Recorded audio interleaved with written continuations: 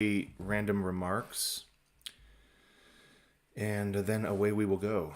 Not seeing me in the group yet. We will keep refreshing the page to make sure that that's working. And it does look like we're live, active streaming, so it's just a matter of refresheration, and we should be coming at you quick. Where's my refresh button? Why can't I? Really? Thanks, Safari. There we go. I see me. All right. Hopefully you see me too. Why don't you drop in a what up if you see me and you hear me. I forgot to change the name. Again, it's not branding for authors. We're not talking about branding for authors. You already know how to do that. I already taught you that. So your branding's perfect. No, we are not talking about that today. We're doing something entirely different. Oh, that reminds me. I do need to get my notes out for that, because I will need some notations. Hold on. Yeah, drop a hello. Let us know where you're coming in from. Hopefully get some newbies in here. Some fresh meat. Some new, fresh victims. Typical computer going very slow. Apologize for that. Oh, Sneha. We put her down Saturday. Thanks for asking. It's been a hard week. We thought it was dental. Took her in again because she kept bleeding. It was getting worse. And then one thing led to another, and they found all the cancer. So, we had a couple options. I mean, she's old. She was old, so radiology wasn't going to be something that we could, really honestly couldn't afford. But also, she would have gained a couple months likely with the state the cancer was in, is what they were saying. So we opted to do an at-home euthanasia, which is great. It's a great idea up until the moment that veterinarian specialist walks in the front door, and then everyone just loses their mind. Yeah, it was hard. Girls were. I was actually okay. Like I had kind of been preparing for this. I'm kind of somewhat of a stoic, meaning my anxiety at night means I think about ways all my family can die all the time. So in some sense, I had kind of prepared. You can see some tears in my eyes. But then my girls, just like, what? Just lost their mind, as 7 and 8-year-olds do. But it was beautiful. It was it was the way to do it. It was the way that it should happen. And then the next day, a good friend of mine, 36 years old, died of brain cancer. 2 little boys and a wife left behind. So it's been a really shitty week. Sorry, there's no other way to say it. Had the conference last week, Superstars. I was obviously back and forth with that. I literally did an AI talk Saturday morning and then came home to kill my dog. So it was just a really shitty weekend and week, and with all that stuff. But we're good. Thank you guys for the well wishes. I appreciate y'all jumping in on that. I know I've seen your names. Sorry, my voice is cracking. We're gonna have to definitely take the full 7 minutes here to get back on. I really appreciate all of you. I got a lot of messages and comments on that Facebook post I put in. I just really appreciate that. It means a lot to me. Super Bowl was Sunday. I don't know if I can say that. That's copyrighted. The big game was Sunday. Sorry, NFL. That was fun. I mean, I don't have any skin in either game, but it was fun to watch. My parents were here and they wanted to watch it, so we put it on the big theater. And I got to tell you, I think it was the first time in a year that I felt like I could just kind of collapse into the couch and relax. And I think it was just all the weight and stress of all the crap going on. But I did, and I got actual relaxation as I watched Taylor Swift. I mean, the Chiefs win. It was a good day. That really was kind of a pick me up. I made a bunch of beer cheese soup, like a 5-gallon bucket of beer cheese soup, and then proceeded to try to eat it all. It didn't work. It was good. I'm still trying to find my notes, by the way. I fully intended to have this ready to go, and I did not. Where is this? New chat? Is it a new chat? Maybe it's a new chat. If you saw my post on... That's not it. If you saw my post on asking about podcasts, what I'm doing is setting up a podcast network for authors. I want a daily podcast, 7 different shows maybe, but every single day, right?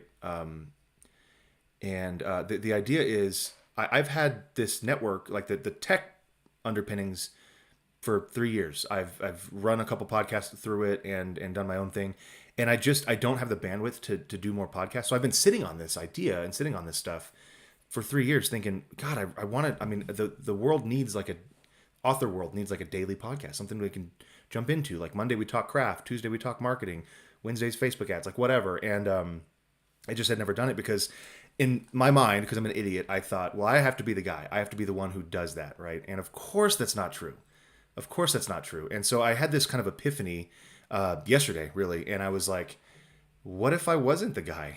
What if it was, 7 different hosts or, individual hosts or host groups that all do this together, and each show is their own. So I'm trying to type at the same time, get my notes. I apologize. I promise we'll get in there real quick because I found them. So, like, yeah, what if it was 7 different groups of hosts, one per day? It's their show, and the only part that I have anything to do with is all the background stuff. I'm going to host it for free. I'm going to do all the advertising stuff. If you want an ad drop, an ad slot in your podcast, like that's totally fine. We'll mention Book Career in a Year. It'll be branded as a Book Career in a Year podcast, but each podcast is really its own thing. And you can have your own, style and personality and all that. So that was the idea. So if that is something you're interested in, if you're like, man, I really wish I started a podcast and I have some good ideas for a podcast, hit me up because we should talk. I would love to talk to you about it. I think what I'm going to do is I'm kind of piecemealing this so far. I had a beer with a guy here in town last night who was going to do a show on world building and maybe character development. And I need these slots to be filled. And so what I would like to do, if I get a lot of people, we'll have some sort of like audition, I guess. Like you send me an episode, like, what are you thinking? But hopefully we can get some ideas and throw it all together and then pick a launch date. And then, like July 1st, for example. And then all of a sudden, July 1st, everybody's podcast launches and all together, you're promoting your own show, but the whole network gets a boost, right? So you guys get a boost from everyone else. So just kind of like it's the newsletter swap of podcasts. That's the idea. All right, let's move it on. Thanks for the well wishes, guys. It's been rough, but I am really excited about today. We are talking about the 6 keys to author success. Now, this is a topic that it's not anything new, right? You guys will hear each one and you'll go, oh yeah, okay, that makes sense. But we'll dive into each one. I don't have any frameworks for it. It's going to be more extemporaneous. But rest assured, I have done this before. I'm a professional. No, I did an interview on this exact topic, or 6 topics technically, with Maddie Dalrymple, and she's got the Indie Author Podcast, I believe is what it's called. And she does a great job. She's a great interview host, great interviewer, and she's got a great podcast. I hope that's what it is. Yes, it's the Indie Author Podcast. And I just did this, and so I was like, hey, this would be a really good live stream. So I'm condensing a little bit for you guys because that podcast episode is going to go like 2 hours. We won't do that. Don't worry. So stay tuned. Let's jump in. If you have questions, hey, if you're new here, I forgot to say that. If you're new here, welcome. You're in the right spot. If you're new here and you're not in the right spot, welcome. You're not in the right spot. You should be over in the Facebook group. We've got all the billions, probably trillions of people watching right now on Facebook from the Facebook group. Go to fb.com/groups/book career, I think is the whole thing. If you're watching on YouTube, that's great. I won't see your comments live, but I'll get to them later. Same thing with Twitter, Xter, whatever it's called, and on the Facebook page. I think those are the 4 places we're going. But if you're in the group, you're in the right place. Drop me a comment. Let me know how great my hair looks today. I didn't even blow dry it. I'm pretty proud of it. And as we go, if you have a question about one of these things, or want me to dive deep, or you want to follow up with something and just help other authors with your feedback and advice, do it. Drop it in there. Love it. All right, anywho, let's jump in. So these are the 6 keys to author success. Now, before we dive into the actual 6 keys, we need to set up some, drumroll, definitions. You know me. I love me some definitions. The reason I love definitions is it ensures we're on the same page, okay? We can talk all day long about what success is, but if we haven't defined success, you could be hearing something completely different than what someone else is hearing than what I'm saying. So the way I define success is a constant push toward being better. Okay? That's really it. So you are successful not when you reach a destination, but when you look around at key areas of your life. Financial is a big one, but familial, physical health, like things like that. These are areas in which we can be successful. And when you can look around at these key areas you've defined for yourself and say, I am striving for excellence in these key areas every single day. And it's a journey, not a destination. But that's true. Then you can call yourself successful. And so when it comes to author success, we usually aren't talking as much about the physical, the mental health, although those do play a role. Absolutely, hear me when I say that. We're talking more about financial success. Are your books selling well? Would you consider yourself successful if you sold 1 million copies a year? Probably. But you need to define that part for yourself, what that number is, what that definition means.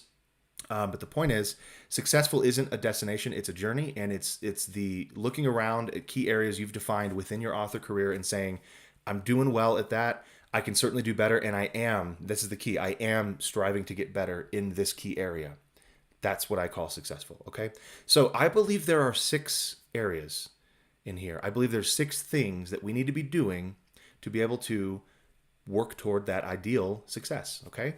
The first one, again, these are going to sound obvious at first. We're going to dig in and talk about why they're kind of in this order and how they build on each other. The first key to author success is quality writing.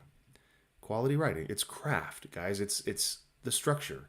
It's the outline. It's the character. It's all the things that go together to do the thing that you say you do, which is write fiction. Nothing else matters if you can't write a book. Again, that's why I'm saying it's obvious, and I kind of want to belabor the point and beat that dead horse because it's important to hear it.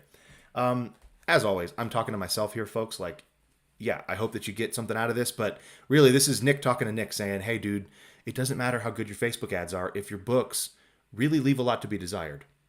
I see we've already lost a few people. Hey, it happens. It's all right. You didn't think you were going to hear me talk about quality, did you? But guess what? We're going to talk about quality. Your writing is the foundation for everything else you do.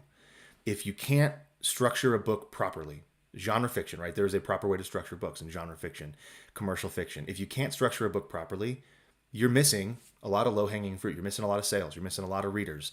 And so none of the things that you do after this, including force multipliers, levers you can pull, like marketing activities, Facebook ads, for example, will matter. I mean, they might have an effect, but if you got to shore up the quality first. And when I say shore up, I don't mean get to a certain point where you say, I'm good. I can write a book. Okay? You need to be constantly looking at the craft of what you're doing. Maybe you're like me. I've written 40-something thrillers at this point. Every single one of them sucks, right? In my mind, I'm like, oh, I tried to do this and I did this better, but then all these other pieces kind of suck. So the next book, I'm going to do that better. Characters is a good one. Early on, I was like, man, I'm writing action and adventure thrillers. It's all about plot. And all the characters ended up being sarcastic, middle-aged white guys, right? They're just cardboard cutouts of me. And there's no depth, there's no character development, there's no nuance between them. They're all the same. Because I didn't know what I was doing. I thought it was all about plot. And then I went back and read with kind of new eyes, a new filter, the books that I loved, the books that I think are masters of the genre, James Rollins, Dan Brown, Clive Cussler. And I realized, oh, shoot, there are characters in these books, right? There's people doing stuff, and there's nuance, and there are arcs, and people die, and they're sad about it, right? And so I realized that, yeah, the plot is important, especially in action-adventure thrillers, but people have to do the plot. People have to be in your book. And so, long story short, I set a goal for myself to really home in on the characters. I believed I did the plot pretty well. Now it was time to focus on characters, and I've continued to improve character development, I think, throughout my career. And neither one is perfect. Plots, I'm still improving the way I plot and structure a book. I'm still improving the way I do characters.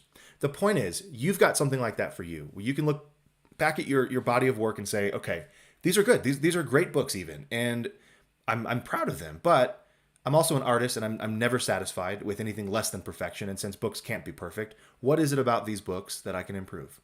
Or, with the last book I wrote, what can I do different? This is what I mean by quality writing. It's the search for better and better and better quality no matter what. I believe there are authors, I won't name any names, but usually traditional authors, traditionally published authors that they get to a certain point in their career and they may not be phoning it in. I mean, they're trying, but they're not really trying anymore. They're just like, hey, I made X amount of money and here's the characters. Let's just churn out this formulaic crap or have somebody else write it even. I'll do the outline and somebody else will ghostwrite. You know who I'm talking about. And then it just kind of becomes derivative or just it's repetitious, right? Don't do that. Okay? Don't do that. Just don't get to the point where you're complacent, because at that point, if you're not learning, you're dying, and might as well be dead. Just go ahead and die. I love learning. Anyways, quality writing is key. It's foundational to everything else we do. Let's move on, because there are 5 more things that I think we need to be doing in order to say I'm successful, or to find that success for ourselves. Second big thing is professional presentation. Okay, this is book packaging 101. This is getting your product ready. You've written the book. That's what all of us got into this thing for. Now you got to sell the book. That may not be what we got into this thing for. I'm a weirdo. I actually like that. I love the marketing side. I mean, you know that about me. I've got a background in it. I loved the writing, but I really, really, really liked packaging it together, going and finding a cover designer, figuring out which company should print the hardcover so it looks like a real book. I mean, this is literally activities I did back when the golden crystal was but a twinkle in my eye. This is all really important, though, because as you know now, it's not enough to just write a book and squirt it out there and hope people buy it. Okay, you got to have a cover that at least says, this is the expectation you're after, reader, and you betwixt these pages you shall find that thing. But I don't know, we talk like Lord of the Rings here. You are setting an expectation with every product you launch. And if every product you launch is a book, every book is setting that expectation. Is it matching and lining up to that reader's expectation, or is it falling short somewhere? Okay. So professional presentation is super, super key. Everything from the book cover down to, and I say down to, but book cover all the way through to clicking that purchase button, and then after to how you respond to that person. Now, if it's an Amazon purchase, you don't really get to interact with them. You don't get to send a thank you email. But inside that book, you get to have a call to action. You get to say, hey, there's more in my world. Come over here. Come subscribe. This is all part of the book, the presentation. And if you're a professional, you present yourself and your products professionally, and that's how you do it. There's a lot to it, of course. We're not going to dig into exactly how, but think, book cover is probably the first thing that people will see, maybe the title. Put some effort into coming up with titles and book covers that match and line up with the reader expectation. Don't go the route that I thought I had to go, which is it has to be the most artistically, creative thing on the planet. Because what it'll do is alienate some readers that are just there to find, hey, I'm just going to click the title because this sounds like something I want, and I'll see the cover, and if it continues to line up with my expectations, I'll continue reading the description and I might buy it. Some people get to that cover and they're like, I don't know what this is. It's pretty art, but it doesn't really say, guns in, the Giza Desert to me, whatever. If that's what your book is about, better put some guns in the Giza Desert, not the Giza Desert, that's a different one, the Giza Plateau on the cover of your book, right? Pyramids, all that stuff. Feel like this is making sense. If you got questions, drop them in there.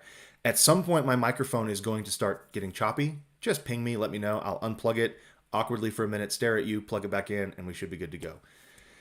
Okay, third thing you need, and 3 and 4 kind of go hand in hand. So we're not going to say that these necessarily they do build on each other. But if you're early in your career and you're okay, quality writing, got it, got the book out, book packaging is done. What's the next thing to focus on? Well, I believe the next thing to really look at is strategic marketing. That's number 3 for me. It's at this point where, hey, you've got your package kind of nailed down. Your presentation is good. Your book is good. You know how to write. It's time to start thinking about how to leverage those assets, right? Leverage the quality of your book of the work you've put in. So strategic marketing, don't really need to spend a lot of time on this because I've done 1,000 live streams on this before, but marketing for authors is social media. That's free. Low-hanging fruit, guys. If you're not doing something daily, do something daily. There's enough tools, AI and otherwise, cheap Fiverr, people you can hire who can handle posting stuff for you every day. Do something daily. If you're an overachiever like me, do something 4 times a day, right? Go do social media, okay? Email marketing. You should be doing this from the moment you want to write a book. You should go figure out how to set up a mailing list, okay? Email marketing is not cheap, not free, but it's very inexpensive, especially when you consider that it is the main way most successful authors have made their career. It's not Amazon, it's not BookBub ads, it's email marketing. And third, I'm going to say advertising, right? Advertising is just the ultimate force multiplier. So you have all these other things in place. Now you're throwing fuel on the fire. Every dollar you spend, you can get $2, $3, $4 back over the course of the lifetime of that customer once you get them in your funnel. Yes, there's a delay, right? When you're going to pay the money up front. Facebook and Amazon want their money up front, at the end of the month or whatever. But then you're going to get people into your world. And if you've done the professional presentation stuff correctly and you're writing quality books, and some of the other strategic marketing things are in place, then guess what? You're going to get people who get into your world and say, I'm here. I'll buy all your books, or I'll buy half your books. But that's $50, $100,000. And it may take 3 years to get that payout, but you spend $1 to get that customer in the top of your funnel. Like, you're going to do that all day, right? So strategic marketing, Facebook, email marketing, social media marketing, and advertising. Those are the 3 things we do in strategic marketing. There is nothing else. Nothing else foundational, okay? There's a million tactics. There's unlimited strategies you can choose, but there's nothing else that is foundational to the core of what we do as authors. Those are the 3. And if you come at me with, I'm going to go do a billboard ad in Chicago because I'm in Chicago, I'm going to say, listen, I mean, unless your book has really, really, really local appeal and there's people you think are driving around looking for books to read, don't do a billboard. Hint, that's not you. Don't do a billboard. Okay? Even if you have all that in place, local appeal, and you know a bunch of readers in your city, it's just not an effective strategy right now for authors. Maybe it will be in the future, but the point is, I'm going to say, look, you can do a billboard. If you really, really, really want to do a billboard, go sign up for blip.com. They do the digital advertisements, pay for 5 seconds in all these different states. Look, I've done it before. I know how this works. You can go do that, but you better show me the strategic marketing foundational activities in place. I better see social media going out every day. I want to see email marketing locked in. You're engaging your readership. You're talking to them as individuals, and you better have some advertising going, because if you don't have those are the easiest ways to double or triple your income if you don't have them in place. That makes sense? Okay, so we can talk about that more. There was a comment here. David said, yeah, I know you're correct, but I used to teach marketing at the college level. Yeah, I hate marketing my books. And you'll probably agree with me here. I also taught music theory at the college level. Taught graduate music theory and Schoenberg analysis and all this boring stuff. And while it is literally and technically music, nobody who gets on stage at the jazz club on the weekend is thinking Schoenberg analysis as they're playing, giant steps, right? Okay, and even in jazz theory, like, no one's thinking. There's an academic approach to this, which is what we learn and teach in school, and it's helpful and it's certainly useful, but there's a practical approach that we have to just do, right? So I believe that's true in marketing, and I was in entrepreneurship classes as I did a minor in business. And it was the same thing. I mean, I had a great entrepreneurship professor who would come in, and just tell us, like, hey, there's a textbook, and, we have to kind of go through a curriculum, and we're going to study some businesses and all that. But I'm going to go out and get entrepreneurs in the community and have them come talk to you about what it's like to run a business, because that's the education you need. Just like in marketing, just like David, used to teach at marketing at the college level. You're going to learn FIFO, first in, first out, just, product arrangement for shelves and, grocery stores. And hey, that's good, and that's a great academic understanding and study of marketing. But when push comes to shove, I bet you didn't ever teach anybody, here's how you set up Facebook ads to drive people to your books. Because that's too niche. That's something you wouldn't cover in college class, right? Now, unless you're teaching specifically publishing, you probably wouldn't have done that. And that's not a knock to you or any other academics. It's just what we do as authors is not often something we can translate from academia. So it's hard. What I'm trying to say is, I agree, it's hard. We often hate marketing our books because we feel salesy, we feel pushy. The truth is, marketing comes down to this. You are supposed to be showing people something that you already know they like. Okay? You put your book in front of people who you already know will like it. You're a unique snowflake, but your book's probably similar enough to other books out there that there's an audience for them. Make sense, right? So if I'm writing, unicorn fantasy, guess what? There's other unicorn fantasy books out there. I just need to figure out where those readers are and how to target them. And usually it comes down to finding that category on Amazon or another store, and then figuring out how to generate some ads that point people to those things. That's it. They're not going to think it's shady or sleazy because they like unicorn fantasy books. They're there to find those things, right? So, and then Matt says, yeah, the hard part with social media is get done and get out. So easy to go doom scrolling. And that's absolutely the challenge, right? It's why I schedule all this stuff. If I'm doing, social media as a business activity, that is wholly removed, like, from Facebook. I don't log into Facebook. I use a platform called Vista Social, and I schedule all this stuff ahead of time, plan it all out, and then it just sends it out when it's supposed to. Go back to last month. I was testing doing a new strategy for my Nick Thacker fans and readers page, and where I had, like, the same kind of comic style and some kind of post, All of that was generated by ChatGPT and Midjourney, by the way. I just tweaked things, made it, accurate, useful for my own books. But I love that point.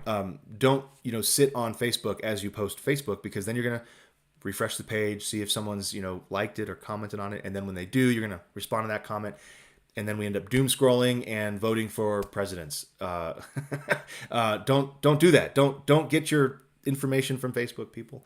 You know what I'm saying. I agree with you, Matt. Absolutely.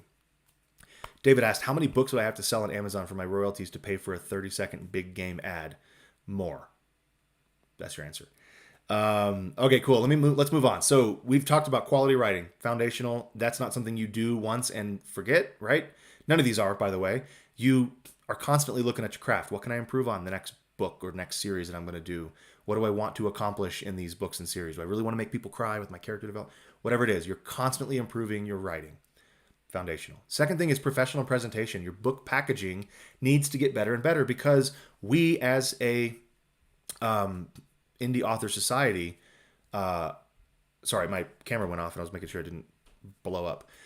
We as indie authors and we as just kind of publishers in general are getting better and better and better. So you as the individual author have to get better and better and better. It's no longer good enough to have a book with, Comic Sans on a white background and call that a cover. No one's going to click that, because they have an expectation that they want a quality product, and that does not say quality product.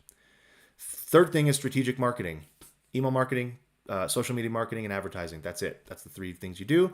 And then I mentioned 4, it kind of goes hand in hand. You do this at the same time. For me, it's building an author platform. That's the 4th key to author success. Got to look at your whole picture here. This is more branding too. And say, is my author platform on point? Do I have a website that actually funnels people where I want them to go? This was challenging for me because I do this nonfiction coaching type stuff, but I also have what I would call successful fiction career. And I don't want either of those things to be kind of, secondary. And so my homepage now is just a big, ugly picture of me. I'm showing off my best looking part, which is my biceps. I'm proud of those. And then, down below that is all the links to this stuff. So whatever you are coming to find me for, you can find it. You want me to come speak? Cool. There's a button for that. You want my fiction books? There's a button for that. And all of those things funnel those people into the right place. Once you end up on my shop, you're getting, it's broken right now, but you get hit with a pop-up that say, hey, you want more? You want some free books? Click here and get the free books. Go over to the speaking page. The plan is, here's a clip of me speaking. I haven't built this yet, is why I say it's a plan. Here's a clip of me speaking. If you want to hire me to go speak or keynote or whatever, it's $4 million, and I'll talk for 15 minutes and, click and do that.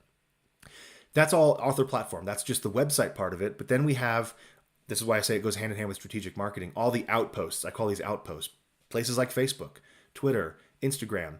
We shouldn't build our platform on rented land. We shouldn't build our house on rented land. And so what I mean, you gotta have that home base, that website is your main platform, but then all these outposts link back to it. Okay.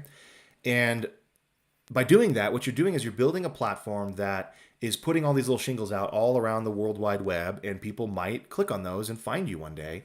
And so it's just a way of constantly working for you when we don't have to be actively doing something. You don't have to be actively posting on Facebook. If you have your outpost called Facebook down, people can go and find out about you. If they like Facebook, they'll end up finding you on Facebook, and they'll scroll through, see your pictures, see your memes, see all the stuff you've done, maybe see your books. Eventually, they'll click over to your website or to Amazon and buy one. And all that's from an outpost. Okay. And I just say, don't spend all the time and money building those things out and making them amazing, because they can change those at any time, and they do. Just this morning, I invited people to join the Facebook group, my Facebook group, mine, Book Career in a Year, my group. I own it. And I guess I clicked 5 of them too fast, and they were like, hey, you're locked out for an hour. I'm like, all right, fine, jerks. So things like that can happen and do happen. You've all heard the horror stories of Amazon pulling the rug out from under us, closing our account. We need to be building an author platform that can sustain us. If worst comes to worst, can sustain us. That's it. Okay.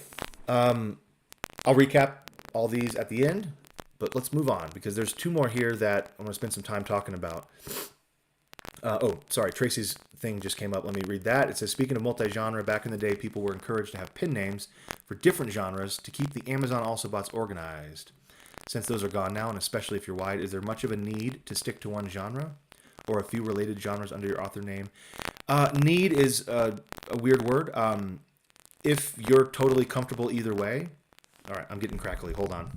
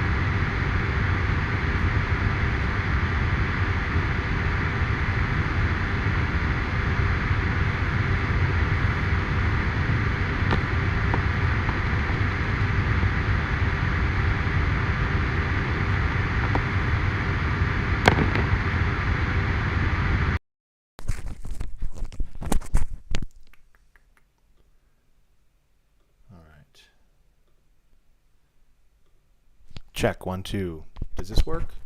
If so, I can plug this in. Let me click over. Yeah, the hairdryer seeking revenge. It looks like this is. Can you hear me at all? Oh, I've dropped the little thing. Hold on. Please work. So frustrating. There it is. Doesn't look like it's working. You guys can't hear me?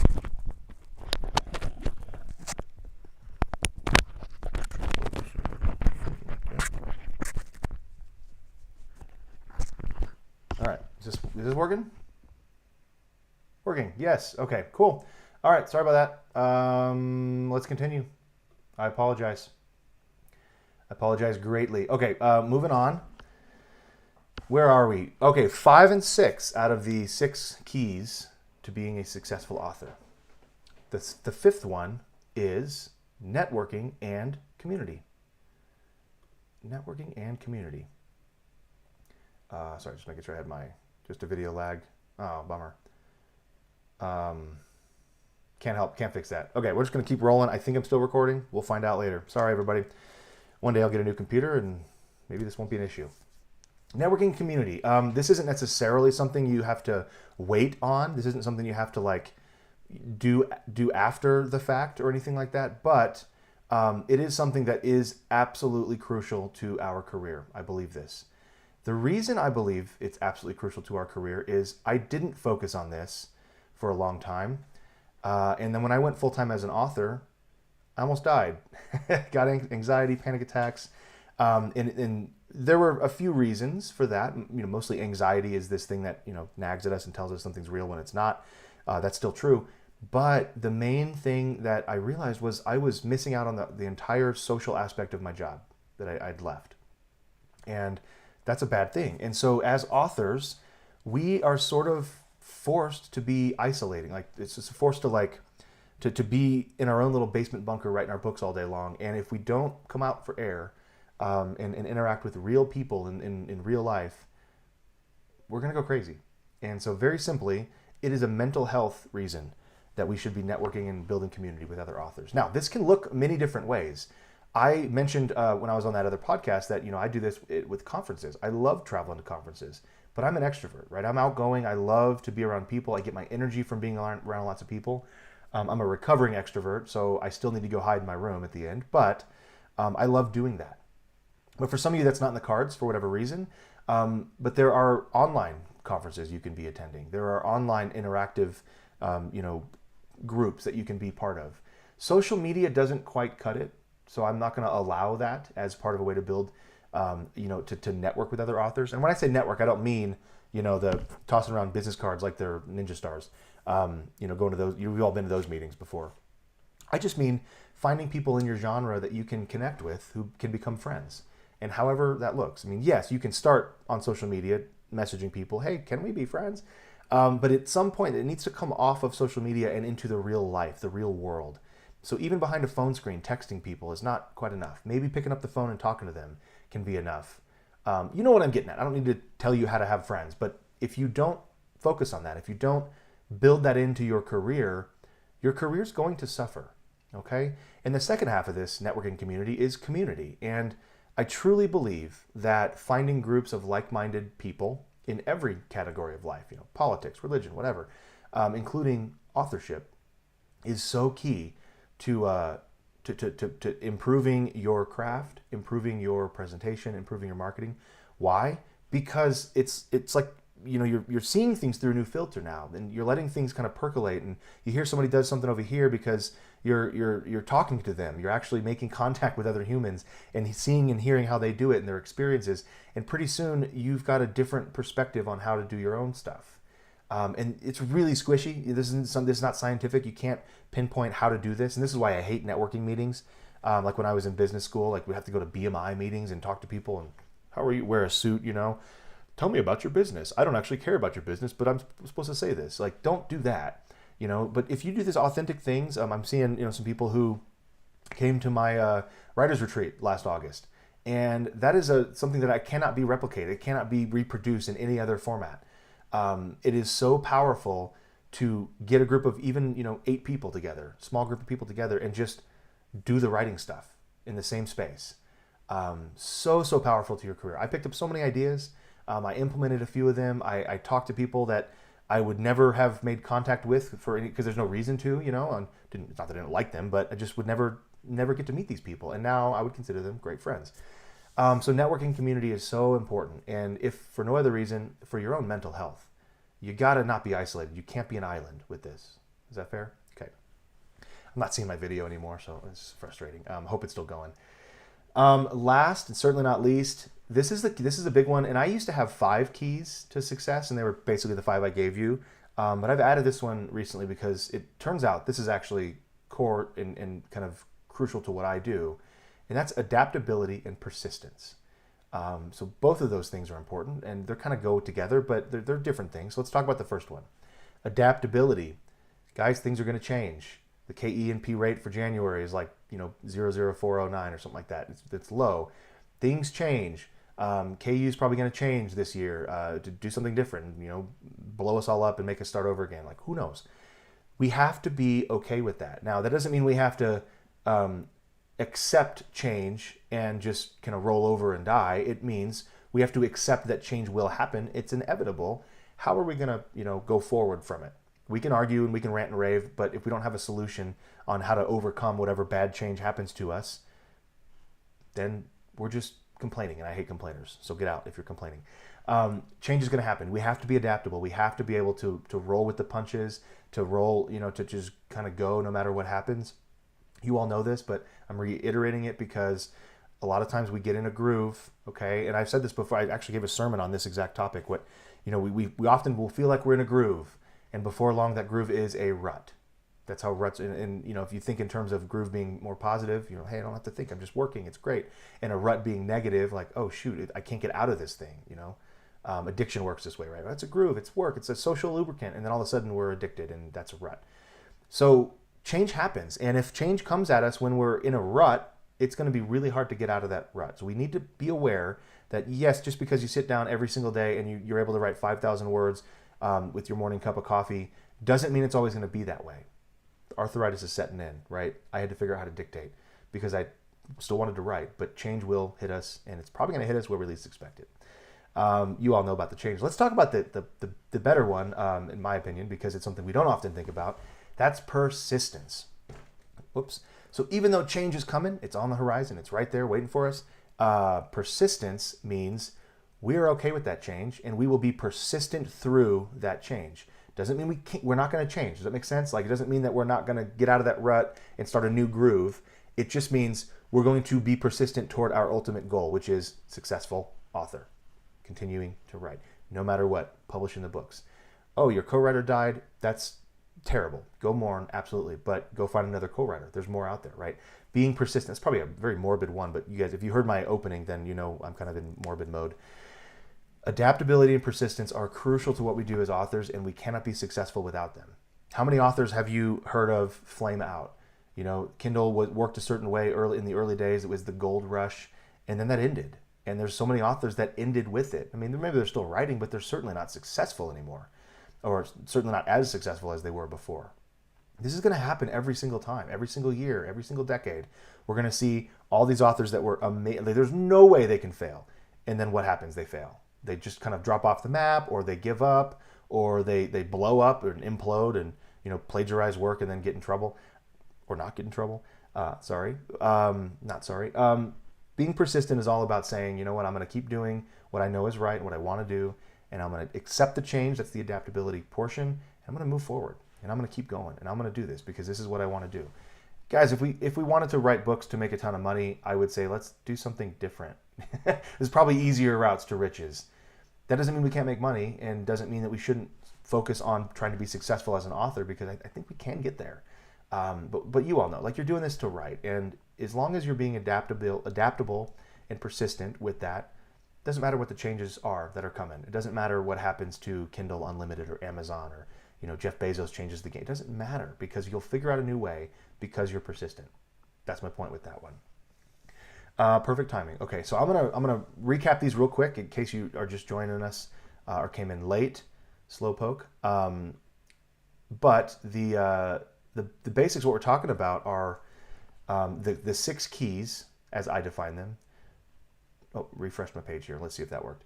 6 keys to author success. Now we have to define our success. What does that mean for us first and foremost? Because we can't be talking about success. You know, if you're thinking success means, you know, $50,000 a year, and I think success means, you know, being healthy. Like those both can be true, but you have to define this for yourself. So the 6 keys to that success, once you define it, sorry, I'm going to load the page and I'll be able to talk here. The 6 keys to be able to define success are quality writing. That's foundational. That is our craft, the structure of what we do, the characters that are in our books. All that stuff has to be constantly improved.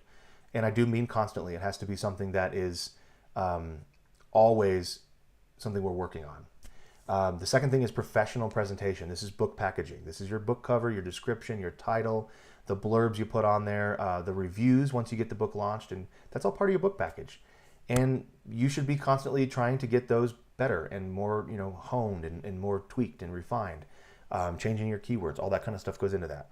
Third thing is strategic marketing, email marketing, social media marketing, and advertising. That's it. That's what you need to be working on. Fourth is building an author platform. This goes hand in hand with the marketing part. No reason you can't be doing both at the same time, and you probably will build a website earlier than after you've written a book and launched a bunch. You should have that website up ahead of time is the point. But it's a website. It's all the outposts, social media stuff that you use after the fact that point back to your platform. And then fifth is networking and community. We didn't spend a ton of time on this one, but it's essentially you're a human being, and human beings have evolved to be around other human beings. We were designed that way. We were created to be around other people. Go be around other people. If you can, do it in real life, in meat space, you know, in the flesh. If you can't, my monitor. This is really frustrating. I'm so sorry. I'm going to keep talking until we get to the end here in case it's still going. I don't really know what to do now because I can't see anything. But the last one is persistence and adaptability. You know, these go hand in hand, and if you can't be adaptable, if you can't change and roll with the punches, those punches will come and leave you in the dust. And if you can't be persistent in pushing forward with your goal toward that mountain, if you will, then you might as well roll over.